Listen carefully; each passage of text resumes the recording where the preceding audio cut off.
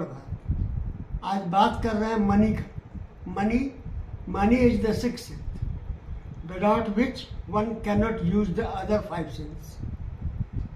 आपके पास अगर धन है तभी आपके पांचों सेंस काम करते रहेंगे, यानी न्यूमिस्मेटिक्स।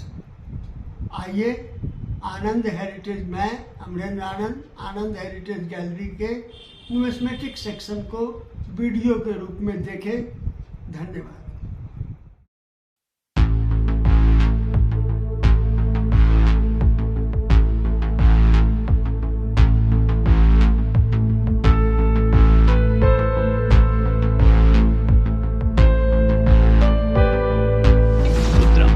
क्या ही प्यारा विचार है। आपको बस इसे पर्याप्त मात्रा में इकट्ठा करना है ताकि आप जो चाहें खरीद सकें। भारत में मुद्रा का इतिहास विशेष रूप से आकर्षक है क्योंकि कहा जाता है कि भारत उन पहली सभ्यताओं में से एक था जिसने सिक्कों का विकास किया।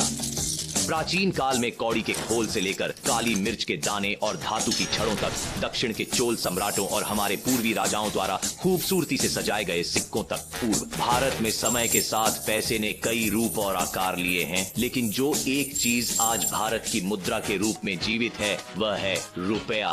तो यह सब कहां से शुरू हुआ?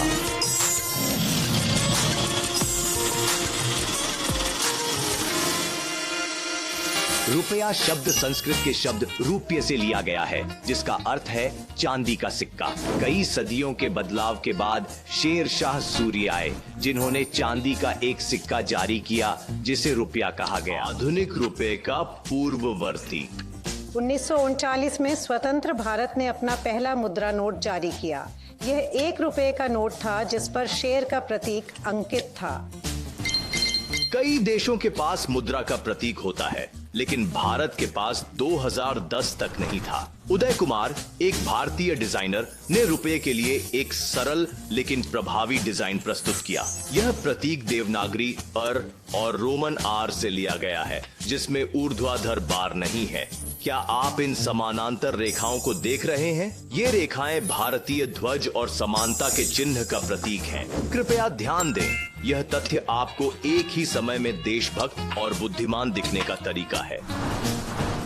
क्या आप जानते हैं कि भारतीय मुद्रा नोट वास्तव में 100% कपास से बने होते हैं? नोट का मूल्य 15 विभिन्न भाषाओं में लिखा गया है और हर मूल्य के लिए श्रृंखला में एक अलग चित्र है जो भारत की संस्कृति और विज्ञान की उपलब्धियों का जश्न मनाता है। 2000 रुपए का नोट मंगलयान की तस्वीर लिए हुए है, जबकि 500 रुपए के नोट पर लाल पैर का चित्र है। अब जब आपके पास ये नोट हैं, तो इतिहास और भूगोल की किताबें बेकार हैं। एक और मजेदार जानकारी, हर सिक्के पर उसका पता होता है। ध्यान से देखिए, हर सिक्के के नीचे एक छोटा सा निशान है। एक बिंदु का मतलब है कि यह नोएडा में ढाला गया था, हीरा मुंबई के लिए, तारा हैदराबाद के लिए, और कोई निशान नहीं है तो यह कोलकाता है।